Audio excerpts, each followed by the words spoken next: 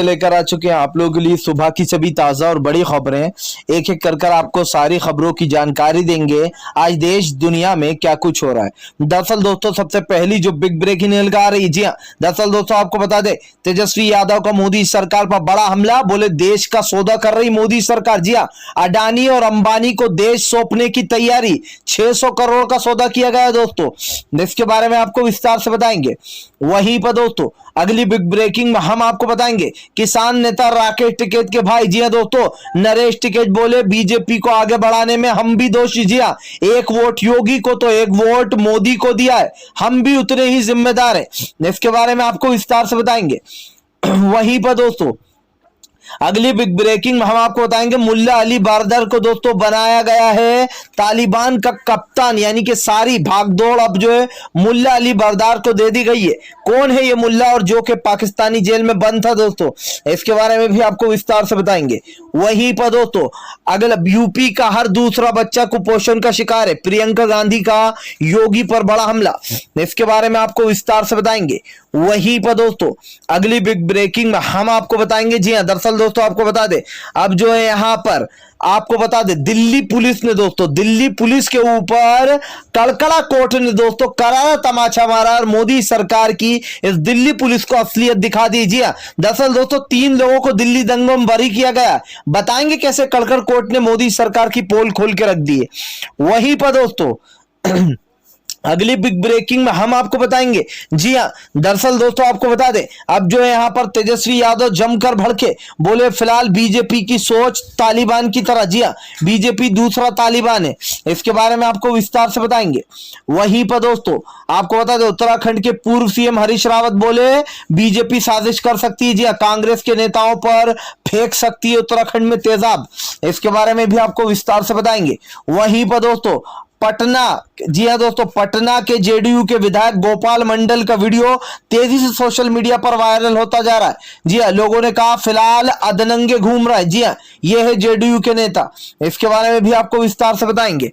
वहीं पर दोस्तों अगली बिग ब्रेकिंग में हम आपको बताएंगे, किसान नेता राकेश टिकैत का बड़ा ऐलान। बोले फिलहाल किसान ने जो गलती एक बार की थी अब वो दोबारा नहीं दोहराएगा। जी हां, इस बार बीजेपी को सत्ता में किसी भी हाल में नहीं आने देंगे, इसके बारे में भी आपको विस्तार से बताएंगे। वहीं पर दोस्तों अगली बिग ब्रेकिंग में हम आपको बताएंगे, जी हां, दरअसल दोस्तों आपको बता दें, अब जो है यहां पर भारतीय जनता पार्टी के खिलाफ अखिलेश यादव खोलेंगे मोर्चा। उत्तर प्रदेश में हो रही दोस्तों आपको बता दें आम जनता की पिटाई, इसके बारे में आपको विस्तार से बताएंगे। वहीं पर दोस्तों अगली बिग ब्रेकिंग में हम आपको बताएंगे, चिराग पासवान ने साधा नीतीश पर निशाना। बोले फिलहाल जेडीयू के सारे मंत्री ऐसे, जी हां, अधनंगे घूम रहे ट्रेनों में चड्डे पहन पहन के। जी हां, महिलाओं की भी जो है यहां पर वो नहीं की जा रही रिस्पेक्ट, इसके बारे में भी आपको विस्तार से बताएंगे।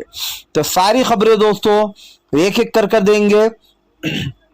फिलहाल खैर चलिए बढ़ते हैं सबसे पहली और सबसे बड़ी खबर की ओर। दरअसल दोस्तों तेजस्वी यादव का मोदी सरकार पर बड़ा हमला। बोले फिलहाल बीजेपी की सोच तालिबान जैसी। जी, दरअसल दोस्तों तेजस्वी यादव ने मोदी सरकार पर बड़ा हमला बोला। तेजस्वी यादव का कहना है कि बीजेपी की सोच बिल्कुल तालिबान जैसी है। जिस तरीके के हालात और जिस तरीके की चीजें हो रही है हमारे भारत देश में, ये पहले कभी नहीं हुआ। तेजस्वी यादव ने कहा कि प्रधानमंत्री नरेंद्र मोदी ने देश को बेच दिया। जी, कुछ अडानी अंबानी जैसे लोगों का फायदा कराने में लगी है सरकार। तेजस्वी यादव ने बताया कि कैसे ये सरकार लोगों की धारणाओं के साथ खेल रही है। आपको बताते चले दोस्तों, इस वक्त तेजस्वी यादव ने मोदी सरकार पर जमकर निशाना साधा है। तेजस्वी यादव का साफ कहना है कि फिलहाल प्रधानमंत्री नरेंद्र मोदी जिस तरीके की राजनीति कर रहे हैं उसको लेकर वो काफी ज्यादा परेशान है। आपको बताया चले दोस्तों, प्रधानमंत्री नरेंद्र मोदी के ऊपर कई सवाल उठते हुए नजर भी आ रहे हैं। यहाँ पर दोस्तों साफ साफ जो यहाँ पर तेजस्वी यादव ने कहा कि फिलहाल तालिबान जैसी सोच लेकर आगे चलना है प्रधानमंत्री नरेंद्र मोदी और इनके चेले चपटे। जिस तरीके से बयान निकलकर सामने आ रहा है और जो मोदी को जो सारे विपक्ष दोस्तों तालिबान वाली सोच वाला बता रहा है, उसको लेकर कहीं ना कहीं तेजस्वी यादव ने कहा कि यह बात बिल्कुल सच है कि भाजपा की सरकार तालिबानी सोच की है और हमारे देश को बेचे जा रही है। आप सोचिए दोस्तों, कुछ पूंजीपतियों के लिए देश को अडानी और अंबानी के हाथ में दिया जा रहा है। अब आप समझ सकते हैं किस तरीके की राजनीति हो रही है, किस तरीके की राजनीति की जा रही है। खैर चलिए हम बढ़ते हैं दोस्तों एक और अगली बिग ब्रेकिंग की तरफ। बता दोस्तों अगली जो बड़ी खबर निकल कर आ रही, जी हाँ, दरअसल दोस्तों आपको बता दे दिल्ली के दोस्तों कड़कड़ कोर्ट ने दोस्तों मोदी सरकार का फोड़ा भांडा, दिल्ली पुलिस के मुंह को चेहरे से उतार दिया मुखौटा। दरअसल दोस्तों आपको बता दें दिल्ली के हाईकोर्ट कड़कड़ हाईकोर्ट ने जो दोस्तों मोदी सरकार की सारी प्लानिंग पर पानी फेर दिया। दरअसल दोस्तों जिन लोगों ने दिल्ली दंगों में मुसलमानों को टारगेट किया था, मुसलमानों को दोस्तों जो है यहां पर निशाना बनाया था और कई मुसलमानों को दिल्ली दंगों का आरोपी बनाकर उनको बिना किसी एविडेंस के, बिना किसी सबूत के दोस्तों जेलों के अंदर डाल दिया गया था। अब दोस्तों दिल्ली के कड़कड़ा कोर्ट ने दोस्तों न सिर्फ दिल्ली पुलिस की आलोचना की है बल्कि उनकी कार्रवाई पर भी सवाल उठा दिए। दरअसल दोस्तों कल 3 लोगों को बरी किया गया है। सबसे पहले दोस्तों हम आपको बता दें कि यहां पर ताहिर हुसैन के भाई दोस्तों शाह आलम, इनको कोर्ट ने कड़कड़ कोर्ट ने दोस्तों बाइज्जत बरी कर दिया। दूसरे हैं दोस्तों शादाब, जी हां, दूसरे दोस्तों आपको बता दें शादाब को भी बरी कर दिया गया है। और यहां पर दोस्तों आपको बता दें शादाब के साथ साथ राशिद को भी बरी किया गया है। यानी कि दोस्तों आपको बता दें शाह आलम, राशिद और शादाब दोस्तों इन 3 लोगों को जो दोस्तों आपको बता दें बरी किया गया है कड़कड़ा कोर्ट से। और दोस्तों दिल्ली पुलिस से क्या कहा है ये सुनकर आप हैरान हो जाएंगे। कड़कड़ा कोर्ट ने दोस्तों दिल्ली पुलिस से कहा है कि आपकी सारी कार्रवाई बहुत ही दुर्भाग्यपूर्ण है। आपने साफ दिखाई देता है कि चार्जशीट पेश कर दी, सिर्फ आपने चार्जशीट पेश कर दी, उसमें कोई सबूत, कोई तत्व, कोई गवाह थे ही नहीं। आपकी ये जो इन्वेस्टिगेशन हुई है ये बहुत ही ज्यादा फालतू और बहुत ही ज्यादा बेवकूफी थी। सोचिए दोस्तों दिल्ली पुलिस के ऊपर हाईकोर्ट ने कितनी बड़ी बड़ी टिप्पणियां कर दी हैं और दिल्ली पुलिस ने कहा है कि ये किसी भी दंगे की चार्जशीट के लिए ये सबसे दुर्भाग्यपूर्ण चार्जशीट होगी। जब आपने इतने बड़े अहम दंगे को इतने हल्के में लिया और किसी को भी बेगुनाह को जेल में डाल दिया गया और उसके खिलाफ कोई सबूत नहीं थे, बिना सबूत के कारण दोस्तों, सबूत ना होने के कारण 3 लोगों को जो है यहां पर बाइज्जत बरी कर दिया जाता है। दोस्तों आज जो है यहां पर साफ दिखाई देता है दोस्तों राशिद, शाह आलम और दोस्तों शादाब, इन 3 लोगों को बरी किया गया, जिसके बाद दोस्तों गोदी मीडिया में सन्नाटा खिंच गया। याद कीजिए दोस्तों ताहिर हुसैन के भाई को लेकर किस तरीके से जो है यहां पर पूरी गोदी मीडिया ने गलत खबरें चलाई थी कि इनकी पूरी फैमिली इसमें शामिल थी। जबकि दोस्तों अब जिन जिन लोगों को घेरा गया था, चाहे वो राशिद हो दोस्तों या फिर ताहिर हुसैन के भाई हो दोस्तों, शाह आलम हो या फिर शादाब हो दोस्तों, इन तीनों लोगों को कोर्ट ने बरी कर दिया। ना सिर्फ बरी किया बल्कि दिल्ली पुलिस की नाकामी पर और नाकाम चार्जशीट पेश करने पर सवाल खड़े कर दिए हैं कि इतने बड़े दंगे को आपने इतने हल्के में लिया, बिना किसी इन्वेस्टिगेशन के आपने चार्जशीट पेश कर दी जिसमें ना कोई तत्व थे ना कोई सबूत थे। अब आप समझिए दोस्तों हमारे देश में किस तरीके की राजनीति चल रही है। मजलूम और बेचारे दोस्तों ऐसे लोगों को फंसा दिया जाता है जिनका कुछ लेना देना था ही नहीं। फिलहाल चलिए हम बढ़ते हैं दोस्तों एक और अगली बिग ब्रेकिंग की तरफ। बता दोस्तों अगली जो बड़ी खबर निकल कर आ रही, किसान नेता राकेश टिकैत के भाई नरेश टिकैत बोले बीजेपी को बढ़ावा देने में कहीं ना कहीं हम भी दोषी। जी हाँ, दरअसल दोस्तों राकेश टिकैत के भाई नरेश टिकैत ने कहा है कि फिलहाल बीजेपी को आगे बढ़ाने में हमारा भी कहीं ना कहीं हाथ है। एक वोट हमने योगी को दिया तो एक वोट हमने मोदी को दिया, लेकिन आखिर मिला क्या हमें। नरेश टिकैत का कहना है कि फिलहाल जिस तरीके की राजनीति भारतीय जनता पार्टी कर रही है और जिस तरीके से आज देश में गरीबी, बेचारी, लाचारी और किसान सड़कों पर बैठे हैं, इसके जिम्मेदार हम भी हैं। राकेश टिकैत के भाई नरेश टिकैत ने कहा है कि फिलहाल जो गलती हो गई है उसको सुधारा जाएगा। अब की बार बीजेपी को बायकॉट किया जाएगा, बीजेपी को कोई भी गांव वाला वोट नहीं देगा। नरेश टिकैत ने कहा ये सरकार सिर्फ तानाशाह सरकार है और जब सरकार तानाशाही पर उतर आए तो उसके खिलाफ जिस तरीके से जो भी चल रहा है उसके खिलाफ कार्रवाई करनी चाहिए। आपको बता दोस्तों सीधे सीधे यहाँ पर नरेश टिकैत का कहना है कि जो गलती पहले हो गई है वो अब फिर से नहीं दोहराई जाएगी। आपको बताता चलूं दोस्तों इस वक्त भारतीय जनता पार्टी जिस तरीके की हरकतें कर रही है और जिस तरीके की दोस्तों ये निकलकर सामने आ रही है बातें दोस्तों, इससे साफ है कि बीजेपी की पूरी तरीके से दोस्तों बौखलाहट सामने आ चुकी है। नरेंद्र मोदी की सरकार दोस्तों पूरी तरीके से फेल हो चुकी है। ये सरकार जिस तरीके की राजनीति करती है, जिस तरीके की बातें करती है दोस्तों, इससे साफ है कि प्रधानमंत्री नरेंद्र मोदी को दोस्तों सत्ता से बाहर जाना ही होगा। फिलहाल चलिए हम बढ़ते हैं दोस्तों एक और अगली बिग ब्रेकिंग की तरफ। बता दोस्तों अगली जो बड़ी खबर निकल कर आ रही, जेडीयू का नेता दोस्तों अधनंगा घूमते फिर रहा है दोस्तों ट्रेनों में। जी हाँ, विपक्ष ने साधा जमकर निशाना। दरअसल दोस्तों जेडीयू नेता गोपाल मंडल आपको बता दें ट्रेन में अधनंगे घूम रहे थे, बनियान पहने हुए थे और नीचे सिर्फ चड्डी डाले हुए थे। जिसके बाद दोस्तों वहां पर कुछ महिलाओं और कुछ पुरुषों ने आवाज उठाई। उनका कहना था गोपाल मंडल से कि ये आप किस तरीके की बेहूदी फैला रहे हैं, ट्रेन में आप आराम से घूमते फिर रहे हैं, आपको शोभा नहीं देता ये सब कुछ करना। आप देख रहे हैं कि किस तरीके से जो है यहाँ पर महिलाएं बैठी हैं। लेकिन दोस्तों उसके बाद भी गोपाल मंडल ने लोगों से न सिर्फ लड़ाई करी बल्कि बहसबाजी भी करी। जिसके बाद दोस्तों वहां कुछ बैठे लोगों ने विरोध करके इनका वीडियो बना लिया और जनाब सोशल मीडिया पर वायरल हो गया। सोचिए दोस्तों, नीतीश की डबल इंजन सरकार, बीजेपी इनके साथ और इनके विधायक किस तरीके की हरकतें कर रहे हैं ये आपके सामने।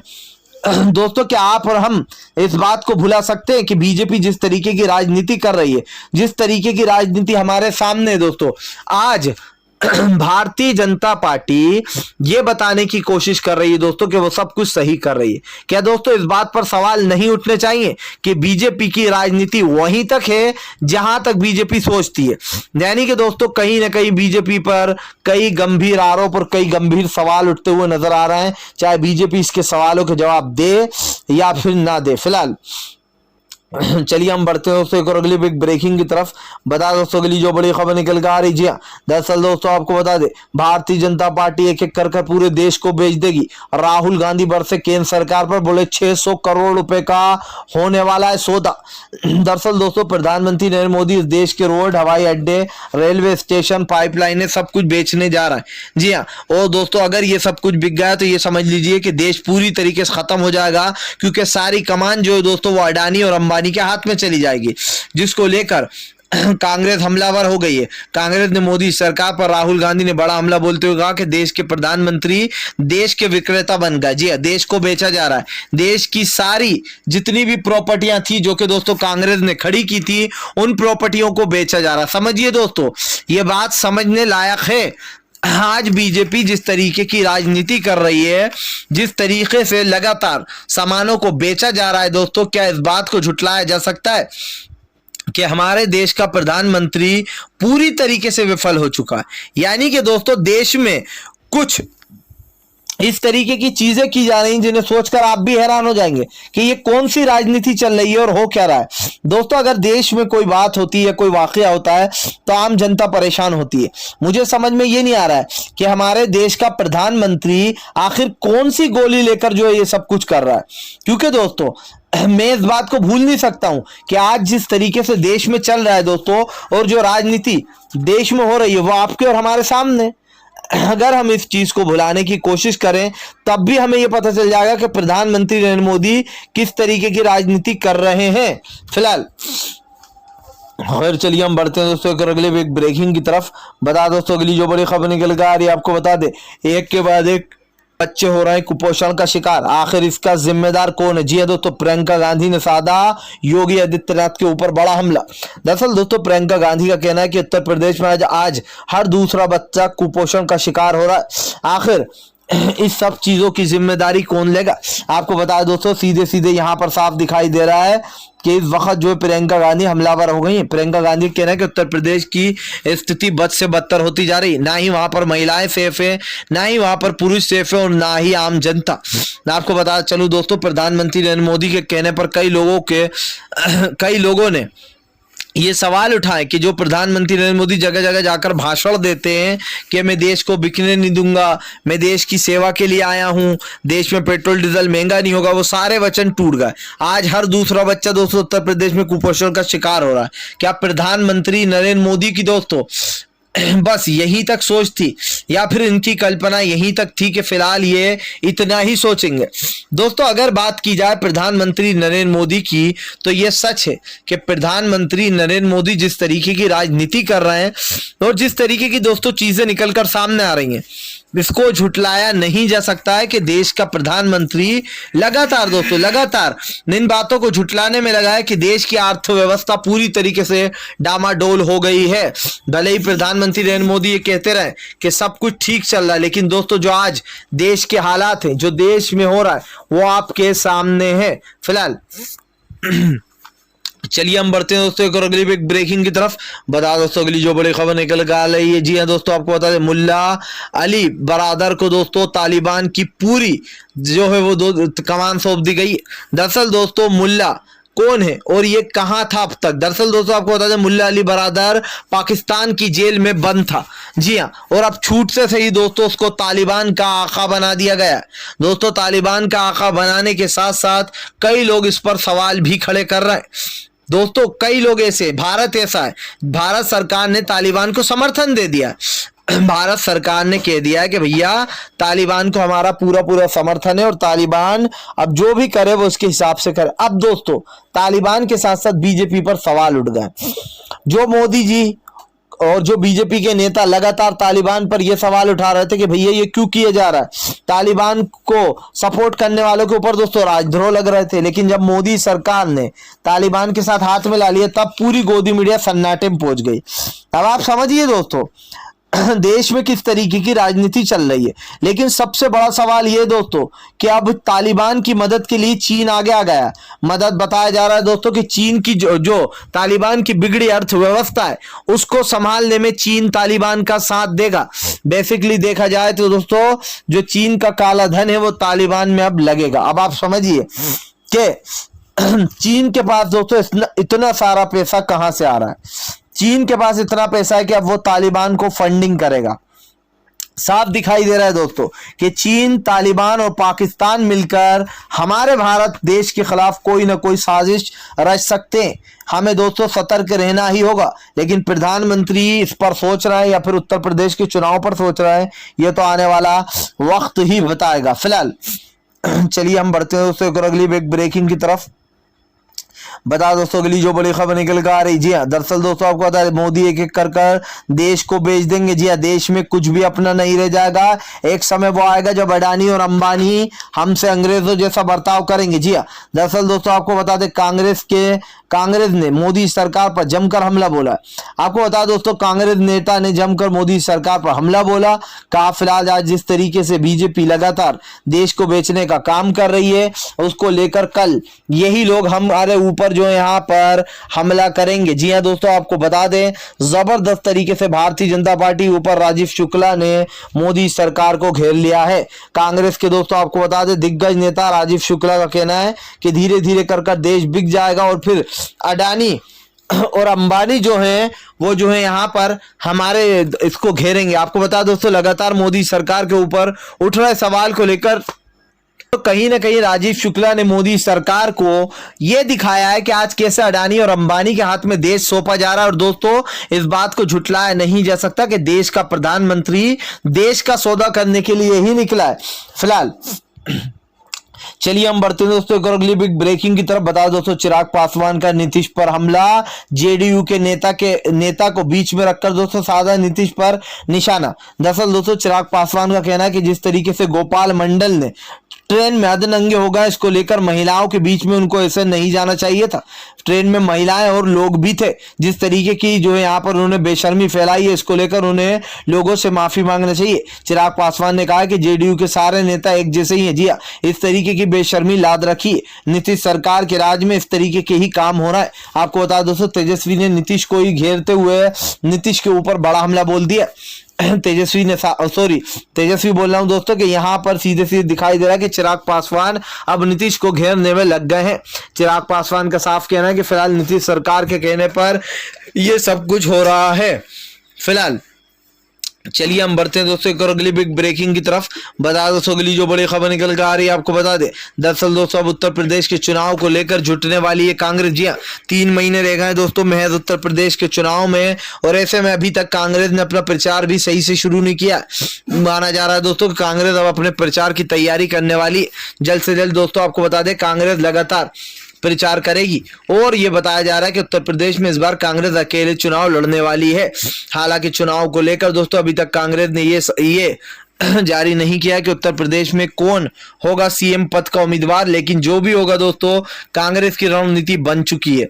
फिलहाल अगर आप भी शांतिपूर्ण ढंग से पीएम की इन सभी गलत नीतियों का दिल से विरोध करते हो और आप मानते हो कि ये सरकार सिर्फ एक तानाशाह सरकार है, इसको तत्काल में अपना इस्तीफा दे देना चाहिए। तो इस वीडियो को ज़्यादा से ज़्यादा शेयर कीजिए, लाइक कीजिए और अगर आप हमारे चैनल पर पहली बार आए तो सब्सक्राइब ज़रूर कीजिए।